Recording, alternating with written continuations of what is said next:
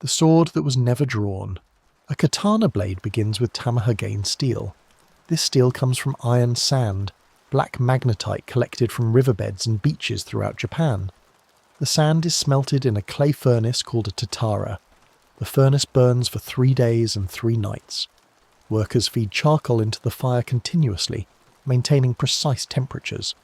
The iron sand melts and combines with carbon from the charcoal, creating steel. When the furnace cools, the swordsmith breaks it open. Inside, he finds blocks of steel with varying carbon content. High carbon steel is hard but brittle. Low carbon steel is soft but flexible. The swordsmith selects pieces of each type. His skill lies in combining these different steels to create a blade that is both sharp and resilient. The swordsmith heats a block of high carbon steel in his forge until it glows orange. He hammers it flat, creating a rectangular bar. He cuts a notch in the bar and folds it over on itself. He hammers the folded steel until the 2 layers become one. He heats it again and folds it again. He repeats this process 15 times or more. Each fold doubles the layers. After 15 folds, the steel contains over 30,000 layers. This folding serves several purposes. It distributes the carbon evenly throughout the steel. It removes impurities that would create weak points. It creates the distinctive grain pattern that appears on the finished blade. The process requires days of careful work. The swordsmith must judge temperatures by eye, watching the colour of the glowing steel. Too hot and the steel burns, too cool and it will not forge properly. Once the steel is properly folded and refined, the swordsmith begins shaping the blade. He forges the steel into a long, slightly curved form. He grinds and files the shape, creating the distinctive curve of the katana. This curve is not merely aesthetic. It allows for more efficient cutting, using a slicing motion rather than a chopping motion. The blade at this stage is straight. The curve will come later from the differential hardening process. The swordsmith coats the spine of the blade with thick clay mixed with charcoal powder. He coats the edge with much thinner clay. He heats the entire blade to a critical temperature, then plunges it into water. The thin clay on the edge allows that part of the blade to cool rapidly, making the steel extremely hard. The thick clay on the spine causes that part to cool more slowly, leaving the steel softer and more flexible. The different cooling rates also cause the blade to curve. When the swordsmith removes the blade from the water, it has acquired its characteristic shape. The hard edge can be sharpened to cut through bamboo, leather and bone. The flexible spine prevents the blade from shattering under impact. A properly made katana combines these opposing qualities, hardness and flexibility, in a single piece of steel. After quenching, the blade goes to a polisher. Polishing a katana takes weeks.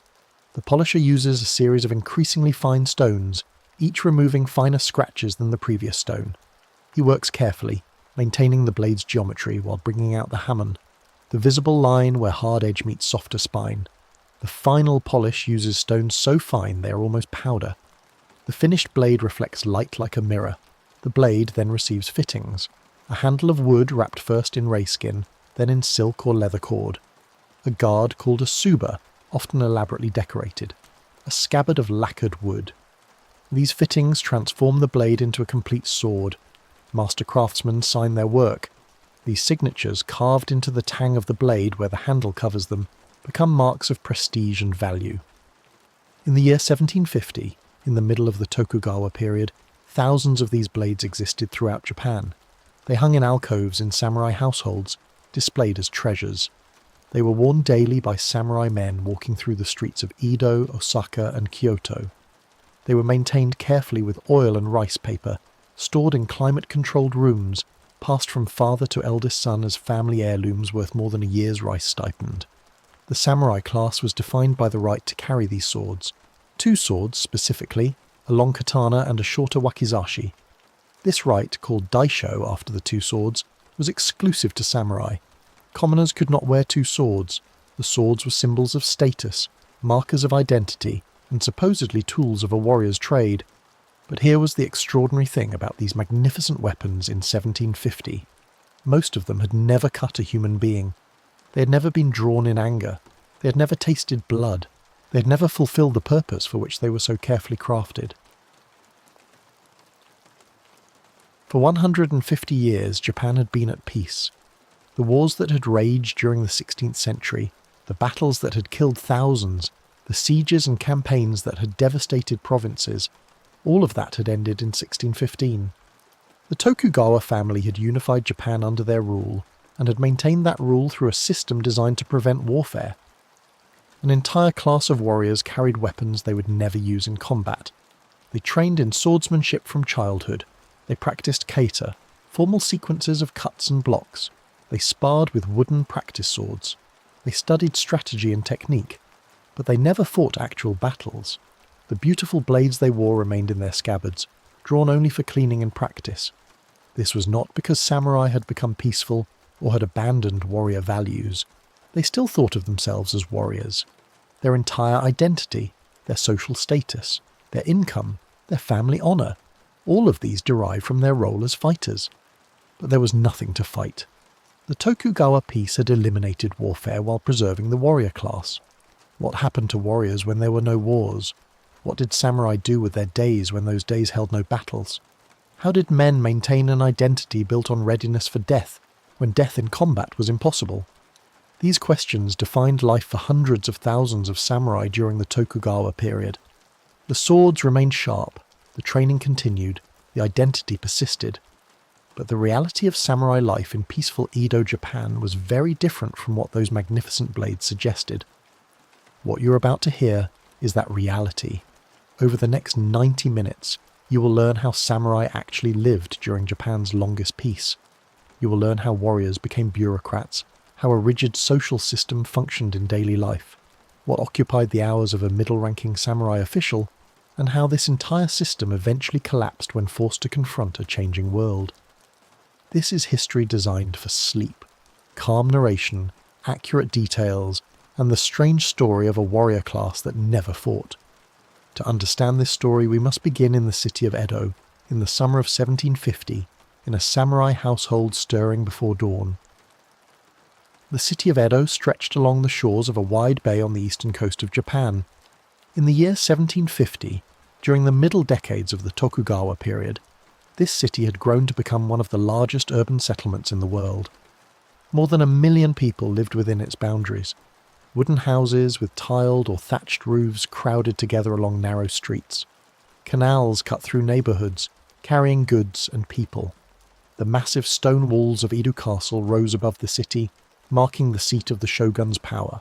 For nearly 150 years, Japan had been at peace.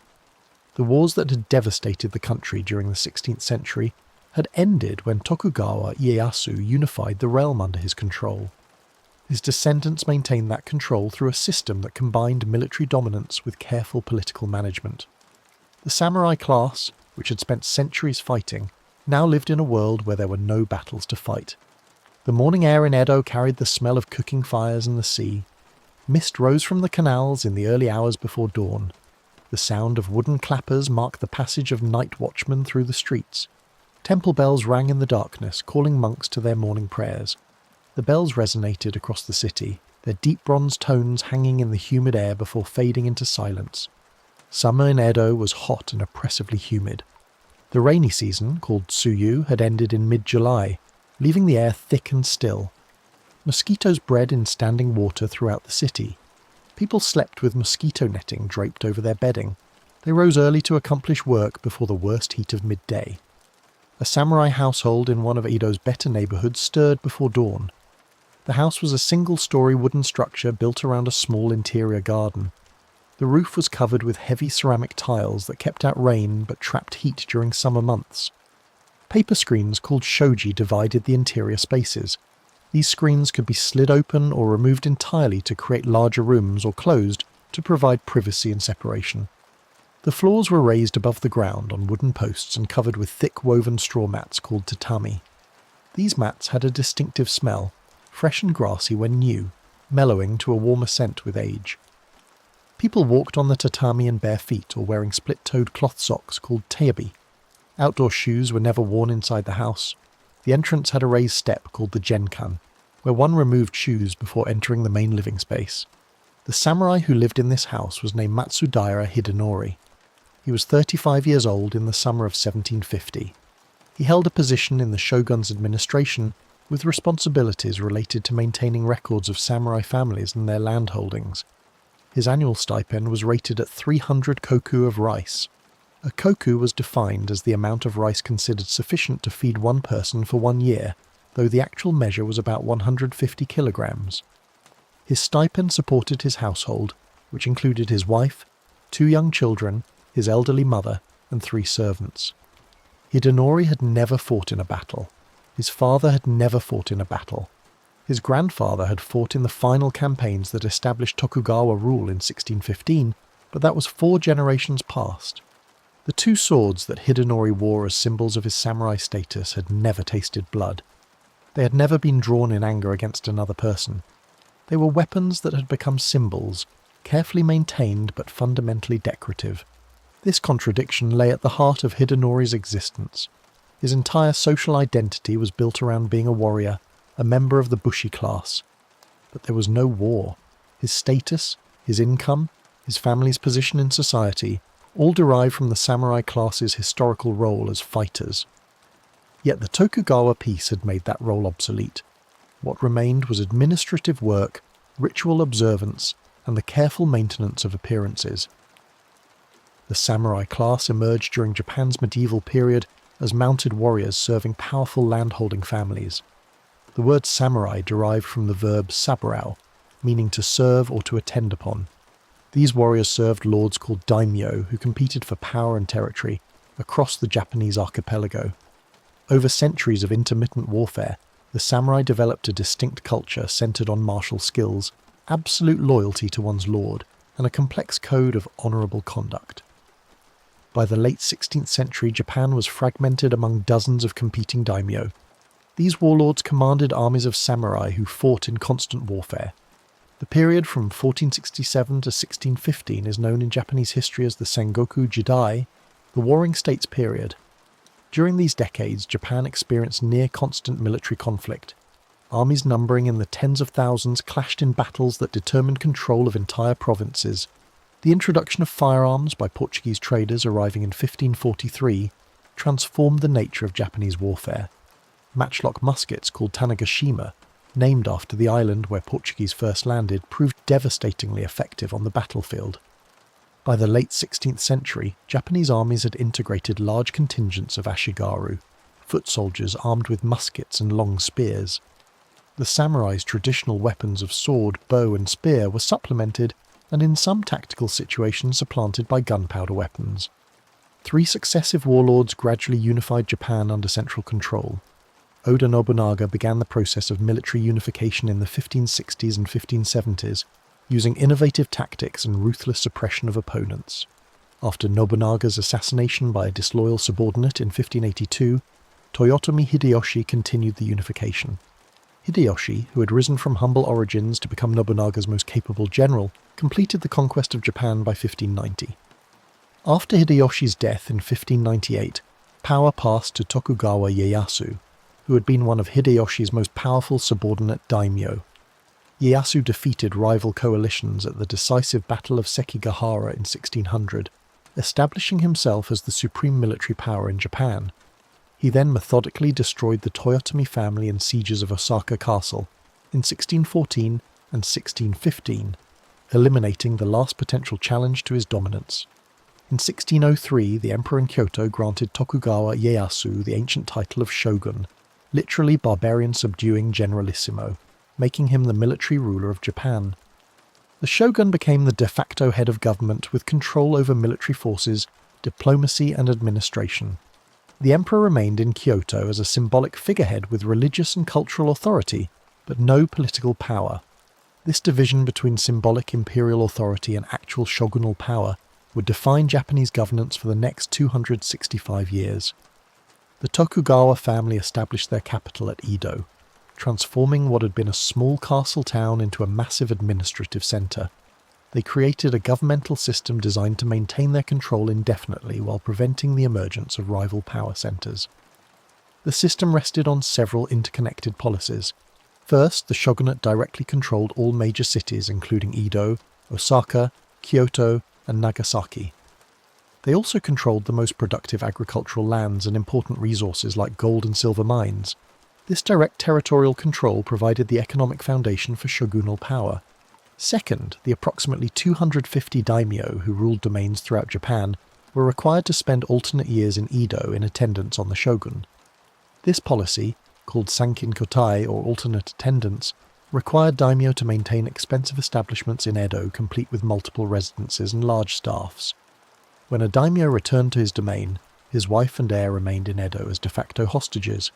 This system kept daimyo under the shogun's direct observation, drained their financial resources through required spending, and ensured their loyalty through the implicit threat to their families. Third, the shogunate strictly controlled all contact with foreign countries. Christianity, which had gained perhaps 300,000 converts during the 16th century, was banned as a potential source of disloyalty. Most foreign trade was restricted to a single Dutch trading post on the artificial island of Dejima in Nagasaki harbour. Chinese ships were also permitted limited trade at Nagasaki. The Korean kingdom, which had been devastated by Japanese invasions in the 1590s, maintained carefully controlled diplomatic contact through the domain of Tsushima. Otherwise, Japan's external contacts were minimal by design. The samurai class was legally separated from the rest of society through a rigid status system. 4 status groups were officially recognized in descending order: samurai, farmers, artisans, and merchants. Samurai were forbidden by law to engage in agriculture, trade, or manufacturing. Their designated role was to serve as administrators and maintain readiness for military action if needed. In practice, this meant that samurai became a hereditary bureaucratic class living on stipends provided by their daimyo or directly by the shogunate.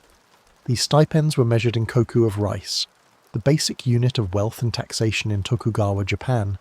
A samurai's stipend determined both his standard of living and his position within the complex hierarchy of samurai ranks.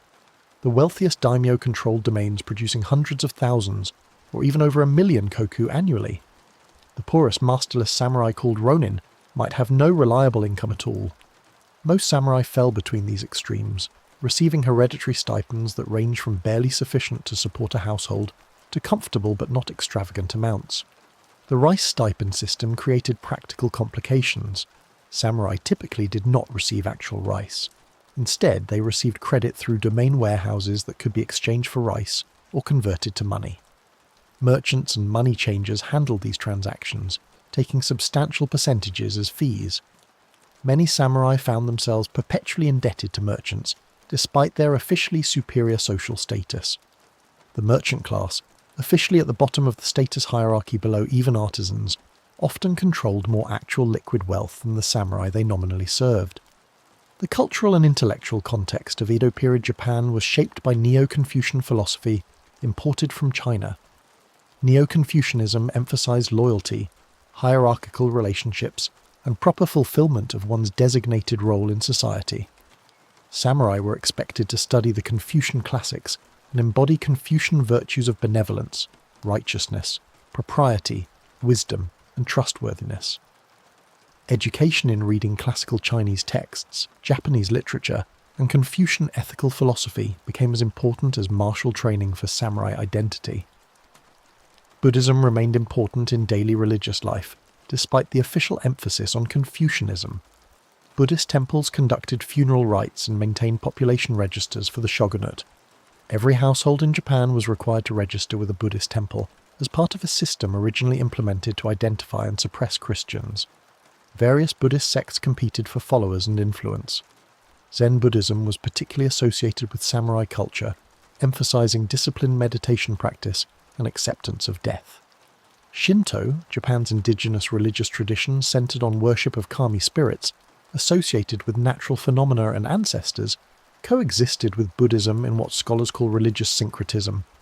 Shinto shrines dedicated to various kami were found throughout Japan. Most people participated in both Buddhist and Shinto practices without perceiving any contradiction.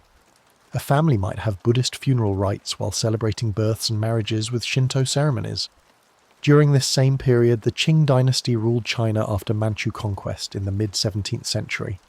The Qing represented the dominant power in East Asia, though Japan's isolation meant minimal direct interaction. Some Japanese Confucian scholars viewed the Manchu Qing with suspicion as barbarian rulers of China. ironically arguing that Japan now preserved true Confucian civilization better than China itself. Korea under the Joseon dynasty maintained careful diplomatic neutrality regarding Japan. The bitter memory of Toyotomi Hideyoshi's invasions in the 1590s, which had devastated Korea, made the relationship cautious. Korean embassies occasionally visited Japan through carefully controlled protocols, but cultural and commercial exchange remained limited. This broader East Asian context mattered little to most Japanese, including most samurai.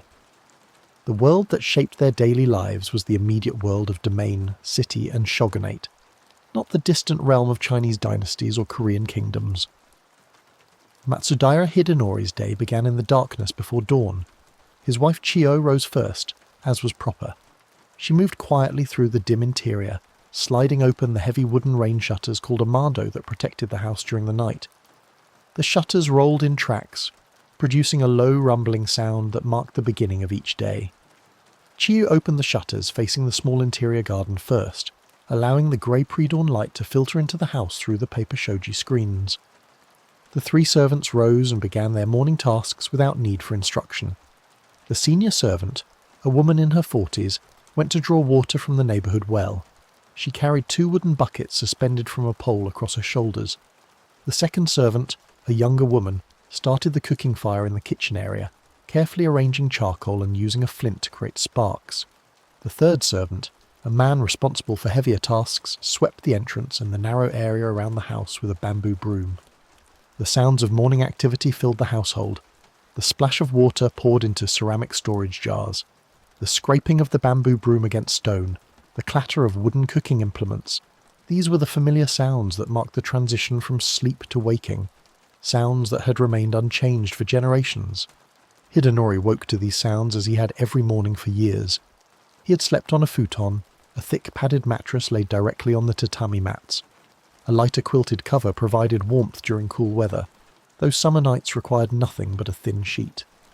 In winter months, a hibachi brazier filled with charcoal provided minimal heat, though houses remained cold. People simply dressed in multiple layers and accepted cold as a natural part of the winter season. Rising, Hidenori folded his futon carefully and stored it in a closet built into the wall. The room where he had slept would serve other purposes during the day. By removing the bedding each morning, the space became available for other uses. This efficient use of limited space was necessary even for middle-ranking samurai in a city as densely populated as Edo. Hidenori's clothing was simple and functional. He wore a fundoshi, a length of cotton cloth wrapped around his hips and between his legs to serve as undergarment. Over this he wore a cotton kimono that wrapped left side over right and was secured with a narrow cloth belt tied at the waist. The kimono for indoor wear was made of lightweight cotton, comfortable in the humid summer heat. His hair was dressed in the distinctive samurai style called shonmeiji. The top of his head was shaved clean, while the remaining hair on the sides and back was gathered into a top knot and folded forward over the shaved crown. This hairstyle had originally been practical for wearing helmets during warfare. By the Edo-period, it had become purely a marker of samurai status. Maintaining the hairstyle required regular shaving of the crown. Hidenori performed this task himself every few days, using a straight razor and a small bronze mirror. The process required steady hands and care. A cut on the scalp could easily become infected in the summer heat and humidity. The morning meal was simple and unchanging. Rice formed the basis, served in a wooden bowl lacquered black on the outside and red on the inside. Miso soup accompanied the rice, made from fermented soybean paste dissolved in dashi broth, flavoured with dried bonito flakes and kombu seaweed. Pickled vegetables called tsukemono provided sharp, salty flavours. Sometimes there might be a small piece of dried fish or a portion of tofu. Green tea concluded the meal. The family ate together in the main room, sitting on flat cushions called zabuton placed on the tatami mats around a low table. Hidenori sat in the position of honour with his back to the alcove called the tokonoma, where a scroll painting hung and a flower arrangement sat in a simple ceramic vase. His wife Chiyo served him first, then herself. The children, a boy of 7 named Saburo and a girl of 5 named Hana, ate quietly. Training children to behave properly during meals was considered essential. Loud talking, fidgeting, or complaints about food were strictly discouraged. Hidenori's elderly mother took her meal in her own room, served by the senior servant. After the morning meal, Hidenori dressed for work. His formal attire consisted of multiple layers. Over his cotton undergarment he wore a formal silk kimono in subdued dark blue, appropriate to his rank. Over this he wore a sleeveless jacket called haori in black. Finally he put on a kama, wide-legged divided trousers that created the appearance of a long skirt while allowing freedom of movement. The hakama were tied at the waist with long cords and fell to just above the ankles. The entire ensemble, while formal and dignified, was also practical for sitting for long hours in the Caesar position required at his workplace. The two swords that marked his samurai status were thrust through the left side of his sash. The longer sword, the katana with a blade about 70 centimeters long, was worn with the cutting edge facing upward. The shorter sword, the wakizashi with a blade about 50 centimeters long, was also worn edge-up positioned in front of the katana. These swords were beautifully crafted objects. The blades had been forged generations earlier by skilled swordsmiths using techniques of folding and differential hardening that created both sharp cutting edges and resilient spines. The wooden handles were wrapped in ray skin and then overwrapped with silk cord in precise patterns. The metal fittings and guards were decorated with the Matsudaira family crest. Hidenori had trained in swordsmanship called kenjutsu since childhood. He could draw the katana, execute a cutting motion, and resheath it in one fluid movement, a skill called yaijutsu. He knew various formal kata, prearranged sequences of movements that taught proper technique and strategy. He had sparred countless times with other samurai using wooden practice swords called bokken, which could deliver bruising impacts but did not cut. But he had never used his swords in actual combat against another human being. The techniques he had learned so diligently were entirely theoretical. The closest he had come to real violence was watching demonstration matches at his sword school, where advanced students fought with intensity that sometimes resulted in injuries despite the wooden weapons. The walk to his office took approximately 30 minutes at a steady pace. Hidenori walked through neighbourhoods of samurai residences similar to his own. The streets were narrow, barely wide enough for two people to pass comfortably. High wooden fences and earthen walls enclosed most properties, creating a sense of privacy and separation. At street intersections, small shrines to Jizo Bosatsu, a Buddhist deity who protected travellers and children, stood in alcoves. People passing these shrines would pause briefly to bow or offer silent prayers. The sounds and smells of the morning city grew more intense as Hidenori approached and traversed the merchant districts between the samurai residential areas and Edo Castle. Shop fronts opened directly onto the streets with no separation between commercial and pedestrian space. Merchants and their apprentices were opening for business, rolling up bamboo blinds, arranging goods on display platforms, sweeping entrances with bamboo brooms. The smells of cooking food from street vendors mixed with less pleasant odours from open drainage channels that ran along some streets. The city's waste disposal system relied on night soil collectors who made regular rounds gathering human waste for sale to farmers as fertiliser. But the summer heat intensified every smell despite these efforts. Other samurai walked the streets, immediately identifiable by their distinctive two-sword configuration and formal clothing. Samurai were legally required to wear both swords when appearing in public. This requirement, called daisho meaning big little after the two swords, was simultaneously a privilege and a burden. Only samurai were permitted to wear two swords. A commoner might legally carry a single short sword for self-defense while travelling, but two swords immediately identified the wearer as a member of the samurai class, with all the associated privileges and obligations. When samurai encountered each other on the street, careful attention to etiquette was essential. If two samurai of approximately equal rank met, they would exchange brief nods of acknowledgement and pass. If a samurai of clearly higher rank approached, the lower-ranking samurai was expected to step to the side of the street and bow deeply from the waist, remaining in that position until the superior had passed. If a daimyo procession passed through the streets, all pedestrians, regardless of rank, were required to move to the side and prostrate themselves fully. Looking directly at a passing daimyo could be interpreted as insolent and potentially justify violent response. The relationship between samurai and commoners was legally asymmetrical, but practically complex. In theory, samurai possessed the right called kirste gomen, literally authorization to cut and leave. meaning they could kill a commoner who offered them insult and then simply walk away without immediate legal consequence. In reality, exercising this right triggered investigation by domain or shogunal authorities. A samurai who killed a commoner needed to be able to justify the action as a response to serious provocation that threatened samurai honour. Unjustified killing would result in punishment ranging from house arrest to forced suicide depending on circumstances. The shogunate actively discouraged samurai violence against commoners because such incidents disrupted public order and created resentment. Most daily interactions between samurai and commoners followed predictable, ritualized patterns. Commoners were expected to demonstrate respect by stepping aside and bowing when samurai passed on the street. In shops and restaurants, samurai expected prompt and deferential service. Merchants and craftspeople addressed samurai using extremely polite forms of speech, while samurai used blunt, informal speech in return, a linguistic marking of status difference. The ironic reality was that many samurai were deeply in debt to the merchants they treated with apparent superiority. The merchants maintained outward deference, while privately calculating interest on outstanding loans that would never be fully repaid. Hidenori arrived at his workplace in one of the many administrative buildings within the outer precincts of Edo Castle. The castle itself was an enormous complex of walls, gates, moats, towers, and buildings that occupied the high ground at the centre of the city. The innermost areas were restricted to the shogun, his family, and highest-ranking officials. The outer precincts housed the various offices and departments that constituted the shogunal bureaucracy. The office where Hidenori worked was a large rectangular room with raised wooden floors covered in tatami mats. Samurai officials of various ranks sat at low writing desks, arranged in precise rows that reflected the hierarchical organisation. Screens provided minimal privacy for senior officials who handled the most sensitive matters. Lower-ranking officials like Hidenori worked in full view of their superiors and each other.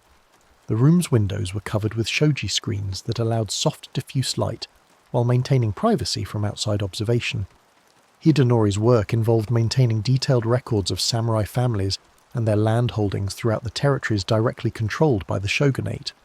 When a samurai died, his heir needed to be officially confirmed in the position and stipend. When land rights or water rights changed hands, records needed to be meticulously updated. Disputes over inheritance, property boundaries, or precedents required investigation and adjudication. The volume of paperwork was substantial and constant. All documents were handwritten with brush and ink on sheets of handmade Japanese paper called washi. The Japanese writing system itself was complex and demanding. Japanese used thousands of Chinese characters called kanji for most content words and concepts. However, the Japanese language's grammar differed fundamentally from Chinese, requiring two additional phonetic scripts called hiragana and katakana to handle grammatical particles, verb endings, and other elements. An educated samurai needed to know several thousand kanji characters plus both complete phonetic systems. Moreover, calligraphy was considered a crucial skill that reflected on the writer's character and education. How one wrote was nearly as important as what one wrote. The quality of brushwork in official documents represented the dignity and competence of both the individual writer and his office. Hidenori spent most of his working day reading documents, writing new documents, and copying information from one register into another. The required physical posture was Caesar, kneeling with legs folded beneath the body and sitting back on one's heels. Westerners encountering this position found it extremely uncomfortable and could not maintain it for more than a few minutes. Japanese people trained from childhood could sit in Caesar for extended periods, though numbness in the legs after an hour or two was inevitable. Standing to stretch and restore circulation was periodically necessary. The work required sustained concentration, but was fundamentally routine and repetitive. Much of it consisted of copying information from one document to another, verifying that documents bore the proper seals and signatures, filing completed paperwork in the correct locations within the extensive archives. Occasionally more engaging matters arose. A disputed inheritance might require investigation into family histories and domain regulations. A daimyo's domain boundaries might be adjusted, requiring updates to numerous interconnected records. But such cases were relatively infrequent. Most days consisted of careful, methodical paperwork, with little variation. The office environment was deliberately quiet. Officials worked in silence or spoke in low voices when communication was necessary. The sound of horsehair brushes moving across paper created a soft, rustling background. Occasionally someone would walk across the tatami mats, the slight compression and release of the woven straw producing minimal audible disturbance. In summer, the heat made sustained concentration difficult. Sweat made gripping the brush awkward. Paper could stick to sweaty hands and tear. The sumi ink might dry too quickly on hot days or refuse to dry promptly on humid days. A midday meal was delivered to the office by servants. Each official received a simple meal packed in a wooden box called a bento. The box contained rice, pickled vegetables, and perhaps a piece of fish or vegetable preparation. Hidenori ate at his desk. The meal break lasted approximately 30 minutes. Afterward, work resumed immediately. The afternoon hours passed slowly. By late afternoon, attention naturally began to wander. Mistakes became more likely as fatigue set in. Senior officials would later review documents prepared by junior officials, catching errors and requiring corrections. As daylight faded, the working day officially ended. Officials carefully put away their materials, cleaned their writing implements, and organised their workspaces. Brushes required thorough cleaning or dried ink would ruin them permanently. Inkstones needed to be wiped clean. Documents needed to be properly organised and stored in their designated locations. These tasks were performed with care and attention. Carelessness could damage valuable records that might never be replaced. The walk home in the evening was quieter than the morning commute. Shops were beginning to close. Street vendors were packing up remaining goods. The sounds of the city diminished as darkness approached. By full nightfall, most people were off the streets. The Tokugawa authorities maintained a watch system, and while not enforcing an absolute curfew, people abroad after dark without clear purpose could be stopped and questioned by patrols. Evening at home brought modest relaxation. Hidenori would remove his formal work clothing and change into a lighter yukata, a simple unlined cotton kimono suitable for indoor wear during summer. The evening meal was similar to the morning meal but might include additional small dishes if the household budget permitted. Sometimes sake fermented rice wine would accompany the meal. Sake was traditionally drunk warm from small ceramic cups, heated by placing the sake container in a bowl of hot water. After the evening meal, there might be time for reading by candlelight or for other quiet activities. In summer, when the interior of the house retained uncomfortable heat, sitting in the garden as darkness fell was pleasant. The sounds of cicadas filled the evening air, their rhythmic buzzing rising and falling in waves. Mosquitoes were a persistent nuisance despite incense coils burned to repel insects. Bedtime came early. Without artificial lighting beyond candles and oil lamps, most activities naturally ceased after dark. The household would close the wooden rain shutters, securing the house for the night. The interior became dark and close. Sleep came in the humid darkness. The distant sounds of the city reduced to occasional noises from neighbouring households, or the calls of night watch patrols marking the hours. The transition from active warrior to peacetime bureaucrat occurred gradually over the decades following establishment of Tokugawa rule. Samurai who had fought in the wars of unification needed to adapt to a world where martial skills no longer determined success or survival. This transition created tensions and contradictions that persisted throughout the Tokugawa period. In the early decades after 1615, many samurai retained vivid personal memories of warfare. Men who had fought at the Battle of Sekigahara or participated in the sieges of Osaka Castle could describe actual combat from direct experience. They had seen comrades killed beside them. They had killed enemies themselves. These men understood viscerally what warfare entailed. The terror, the chaos, the overwhelming sensory experience of blood and gunpowder smoke and screaming and the sight of mutilated human bodies. As this generation aged and died, they were replaced by sons who had never fought. By the late 17th century, most samurai had no personal experience of warfare. What remained was training and tradition handed down through instruction. Sword schools taught elaborate techniques. Stories of famous battles and heroic warriors were recounted. Military manuals described tactics and strategy. But actual combat experience became something known only through increasingly distant second-hand accounts, and eventually only through texts. This created a peculiar situation unique in world history. An entire hereditary warrior class maintained its identity and social position based on a function, fighting, that it no longer performed and indeed had no prospect of ever performing. Samurai were supposed to be warriors perpetually ready to die for their lord at a moment's notice. Readiness for death was central to their identity and ideology, yet the actual probability of dying in combat was effectively zero for samurai living after 1615. Different domains throughout Japan handled this contradiction in varying ways depending on local circumstances and priorities. Some domains, particularly those with strong martial traditions, maintained serious military training programs designed to keep samurai in fighting condition, even though no wars occurred. Regular drills in marching, formation tactics, and weapon use kept skills theoretically sharp. Samurai in these domains practiced with spears, bows, and muskets as well as swords. The training was demanding and sometimes dangerous. Other domains, particularly smaller ones with limited resources, allowed military training to decay into increasingly hollow formalism. Samurai went through the motions of drills without intensity or commitment. The emphasis shifted entirely toward administrative competence and literary education. Martial arts became cultural practices rather than combat preparation. The shogunate itself maintained substantial military forces, particularly in and around Edo. Guards for Edo Castle and the surrounding areas consisted of thousands of samurai organised into various units with different responsibilities and status levels. These positions were coveted because they came with secure stipends and proximity to the centre of power, but the actual duty largely involved standing guard at gates, patrolling castle precincts, and participating in ceremonial functions, tedious work that offered little opportunity for distinguishing oneself. Regional variations in samurai life reflected both geographic and cultural differences across Japan. Domains in Kyushu, the southernmost main island, tended to maintain stronger martial traditions partly due to historical circumstances. Western domains like Satsuma and Choshu, which had been among the last to submit to Tokugawa rule, harboured residual resentments and maintained more independent military capabilities than domains in central Japan. These same domains would eventually lead the coalition that overthrew the Tokugawa shogunate in 1868.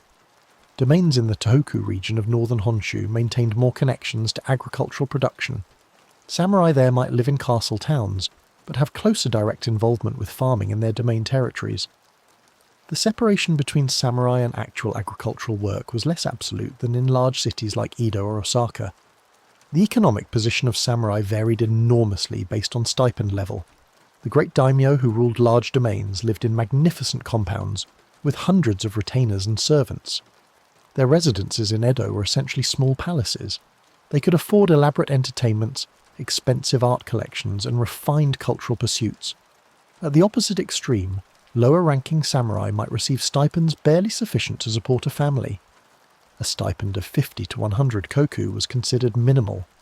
Samurai at this level struggled financially, unable to afford servants, and forced to live in small cramped houses.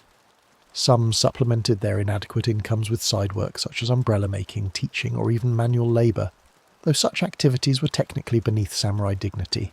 Stipend levels were generally fixed by hereditary tradition. A samurai family had a certain stipend that passed from father to eldest son. Advancement was theoretically possible through exceptional service, but such promotions were rare. The system prioritised stability over merit. This created frustration among ambitious lower-ranking samurai who recognised their own abilities but saw little prospect of improving their positions. The rigid hereditary system meant that an incompetent man might hold a high position, while a capable man remained in obscurity, all determined by accidents of birth.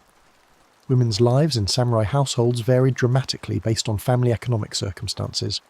In wealthy families, women lived in relative comfort, managing large staffs of servants, while pursuing refined cultural accomplishments like poetry, calligraphy, and tea ceremony. In poor samurai families, women worked extremely hard managing households with minimal resources. They were responsible for maintaining the family's dignity and social standing, even when finances were desperately strained.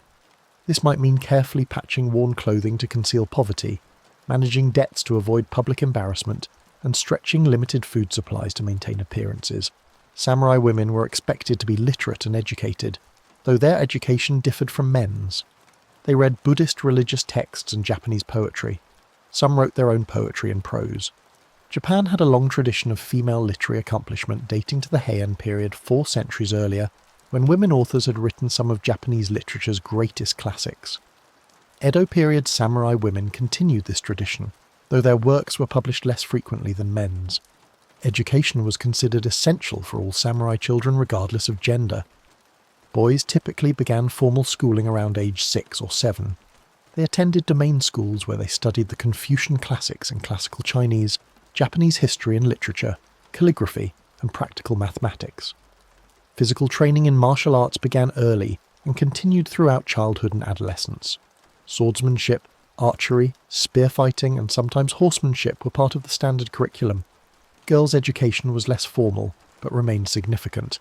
They learned reading and writing, typically from mothers or hired tutors. They studied texts considered appropriate for women, including Confucian works on proper female conduct. They learned practical skills essential for household management, including sewing, weaving, food preparation, and accounting. Some learned traditional arts like tea ceremony, flower arrangement called ikebana, or playing the koto, a long-stringed instrument placed on the floor. The tea ceremony called chanoyu or sado was particularly important in samurai culture across gender lines.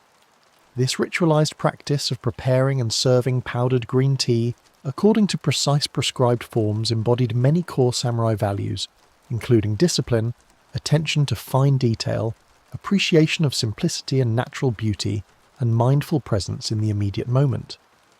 Tea ceremony practice required years to develop genuine skill and understanding.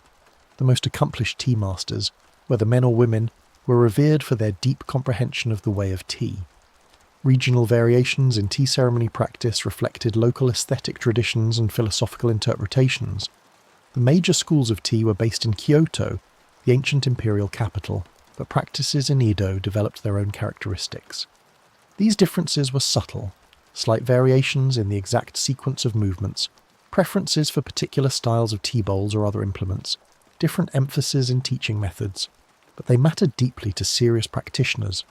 Martial arts schools also demonstrated significant regional variation in both technique and underlying philosophy. Different sword schools called Ryu taught different approaches to swordsmanship. Some schools like Ito-ryu emphasized practical combat effectiveness through powerful direct strikes. Others like Yagyu Shinkage-ryu focused on sophisticated strategy and psychological warfare. Still others emphasized spiritual development through swordsmanship, treating the sword as a tool for self-cultivation, rather than primarily as a weapon. A samurai's choice of which sword school to join reflected both practical training considerations and social networking. Joining a particular school connected one to a network of fellow students, and to the school's headmaster, relationships that could provide both friendship and career advancement opportunities. Some domains maintained official relationships with particular sword schools, making membership essentially mandatory for ambitious samurai in those domains.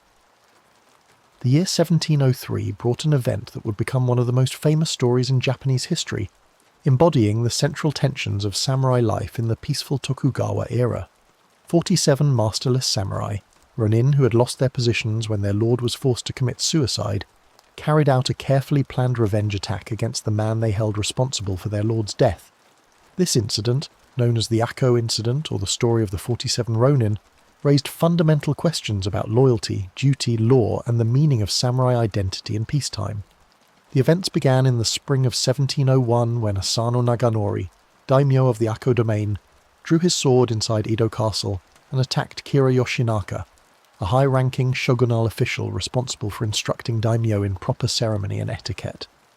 The reason for the attack remains historically unclear. Possibly Asano felt persistently insulted or humiliated by Kira, or perhaps disputes over bribes were involved.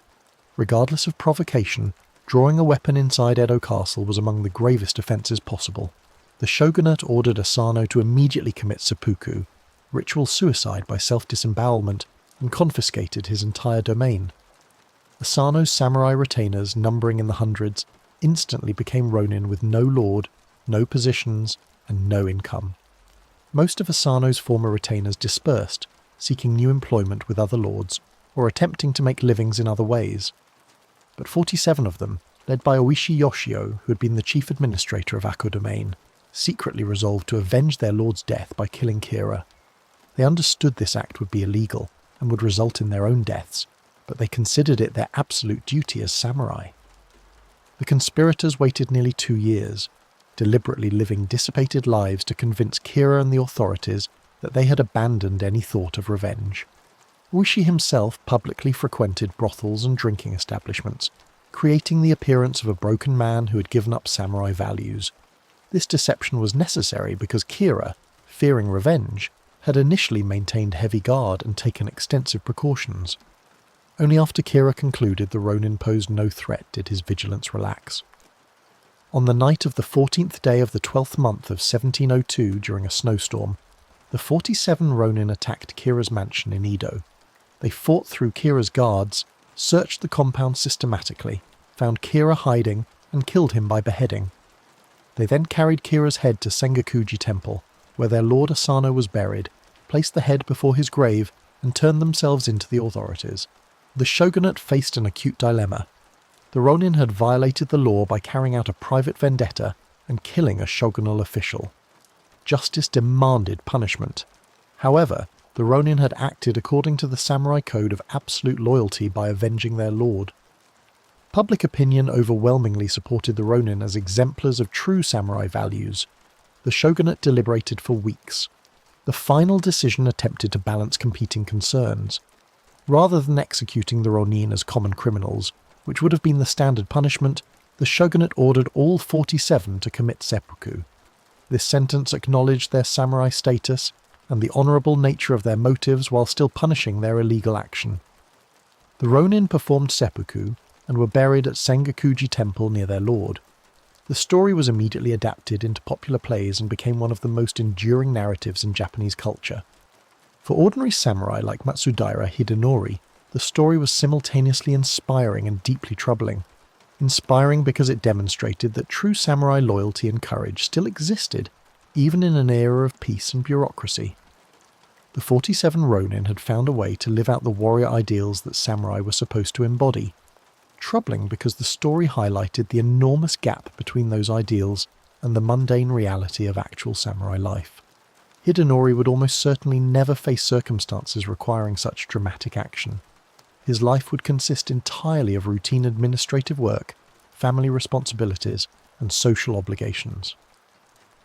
The contrast between the Ronin's heroic loyalty unto death and his own quotidian existence was uncomfortable. The decades following the Akko incident saw continued peace and accelerating urbanization. Edo grew ever larger and more commercially sophisticated. The merchant class accumulated substantial wealth and developed distinctive urban culture. Entertainment districts flourished with theatres, restaurants, bathhouses, and licensed pleasure quarters. Publishers produced vast numbers of books ranging from serious scholarship to popular fiction. Woodblock prints depicting actors, courtesans, landscapes, and scenes from daily life became affordable even for common people. The seasonal rhythms of the year provided structure to daily life. Spring brought cherry blossom viewing, hanami, when people gathered beneath blooming sakura trees to appreciate their transient beauty. Summer brought oppressive heat, and the Bon festival honouring ancestral spirits. Autumn brought harvest celebrations and moon viewing. Winter brought cold and the New Year festival, the most important annual celebration. Hidenori's children grew according to predictable patterns. His son Saburo attended domain school daily, learning to read and write, studying Confucian classics, practicing calligraphy and basic martial arts. His daughter Hana learned from her mother the skills needed for household management and eventual marriage. The constraints on personal choice that shaped marriage also shaped careers and most other significant life decisions. The mid-18th century represented the mature phase of Tokugawa society. The system had existed for 150 years. Its structures seemed natural and permanent. The administrative apparatus functioned smoothly through institutional momentum. Record-keeping was meticulous. Procedures were standardized. The system ran reliably because the mechanisms themselves were well designed. This widespread literacy among samurai supported a flourishing publishing industry. Books were produced using woodblock printing on every conceivable subject. Woodblock prints called ukiyo-e depicted urban life, famous actors, beautiful courtesans, and landscapes. Kabuki theatre and bunraku puppet theatre flourished as popular entertainment, despite samurai officially regarding such amusements as beneath their dignity. The economic foundation supporting urban culture was agricultural production by commoner farmers. Rice cultivation provided tax revenue funding samurai stipends. However, farmers themselves often lived precariously. The relationship between samurai and merchants was complex and tense. Samurai needed merchants but resented their dependence. Many samurai were deeply in debt to the merchants they treated with apparent superiority. The mature Tokugawa system appeared stable in 1750, but contained internal contradictions. The gap between official ideology and social reality was wide. Samurai were supposed to be warriors but worked as bureaucrats. They were supposed to be frugal but lived in expensive cities. The status system was supposed to be rigid but was eroding in practice. The year 1782 marked the beginning of catastrophes that would shake Tokugawa society. Mount Asama erupted violently, ejecting massive amounts of volcanic material into the atmosphere. The following years brought agricultural disaster. Volcanic material blocked sunlight, cooling temperatures across Japan. The summer of 1783 was unseasonably cool and wet. Rice crops failed across large regions. By 1784, famine gripped much of Japan.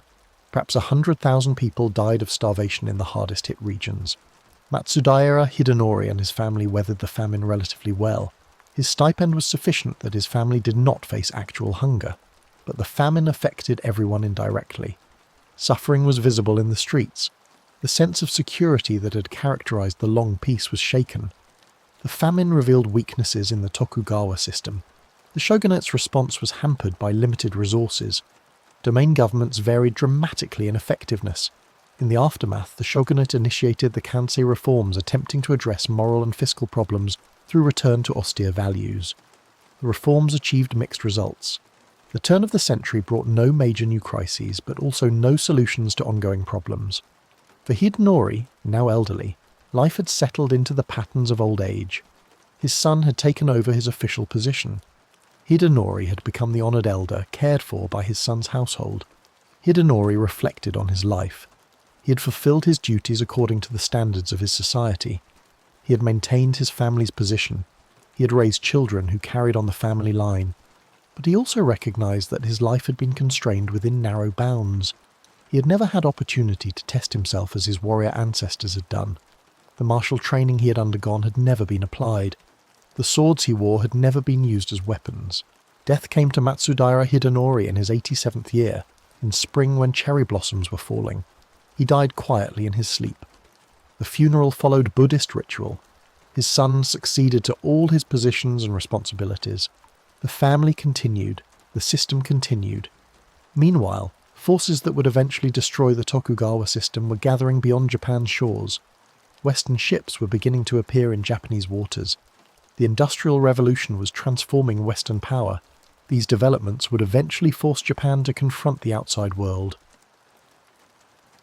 The forced opening of Japan by American Commodore Matthew Perry in 1853 to 1854 shattered Tokugawa isolation.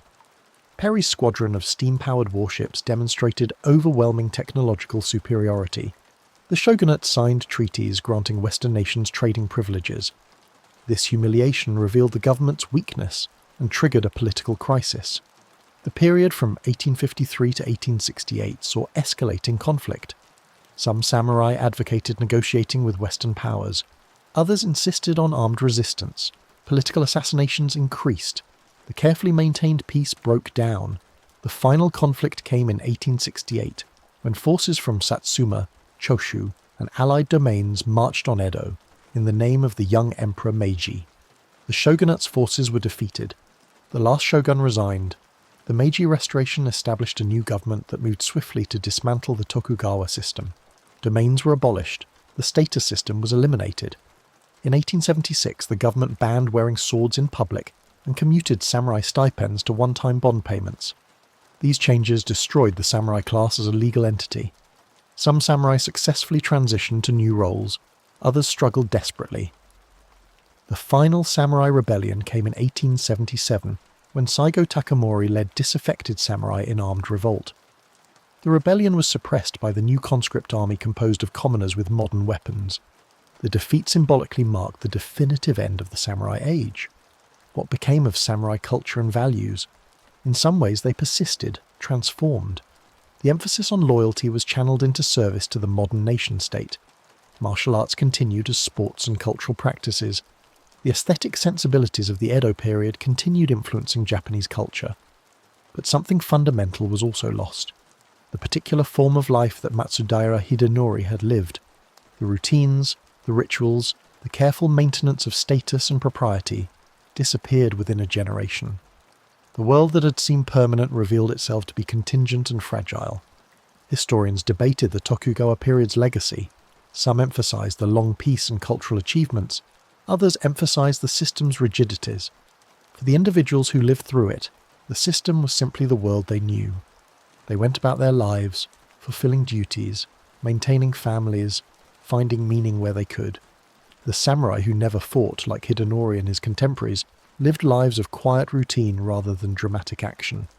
But those lives had their own dignity. They maintained traditions, preserved knowledge, created culture. They found ways to give meaning to existence within their situation's constraints. They were neither heroes nor villains, but ordinary people trying to live well according to their society's values. The rain falls on Edo, as it has fallen for centuries. The wooden roofs darken with moisture. The canals rise slightly, their waters reflecting the grey sky. The sound of rain is constant but not loud, a gentle pattering that fades into the background of awareness. A samurai walks home through the rain, his wooden gita clogs splashing in puddles. He holds an oiled paper umbrella over his head. The umbrella is black, water beading on its surface. He walks through neighbourhoods he has known his entire life, past houses where he knows the families, past shops where he has conducted business for decades. The routine of his life will continue tomorrow and the day after, barring accident or illness. He will rise early, perform his duties, return home. The seasons will turn. The festivals will mark the year. Children will grow. Time will pass.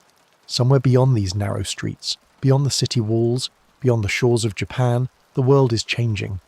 Technologies are developing. Empires are rising and falling. Ideas are transforming societies. But those changes are distant, abstract, irrelevant to the immediate experience of walking home in the rain. The umbrella shields the rain. The wooden clogs protect the feet from puddles. The narrow streets lead home. These simple, concrete realities are what matter in the moment. The grand questions about meaning, about history, about the future can wait. For now there is just the rain, and the walk home, and the certain knowledge that a warm house and an evening meal await. The rain continues. It will rain tomorrow. The seasons turn. Nothing changes and everything changes. Life continues in its patterns. The city breathes with the rhythms of 1,000,000 individual lives, each one pursuing its own small purposes, all together creating something larger than any individual can fully grasp. In the gathering darkness, lights appear in windows. Families gather for evening meals. Children laugh. Conversations murmur. The ordinary, unremarkable business of human existence continues as it always has, as it always will. The rain falls on the tiles. The sound is soothing, timeless. The water runs off the roofs into the streets, into the canals, eventually to the sea. The cycle continues. Rain becomes cloud, becomes rain again. The impermanence of all things is absolute. Nothing lasts. Everything passes. But for now, in this moment, there is just the rain and the walk home and the quiet satisfaction of another day completed. The work is done. The obligations are fulfilled. The house waits. Tomorrow will bring the same routines, the same duties, the same life. The rain continues to fall as darkness settles over the city. The sound of rain on roof tiles, constant and unchanging. The smell of wet wood and earth. The coolness of the evening air. These sensations, simple and immediate, are all that remain as awareness fades into sleep.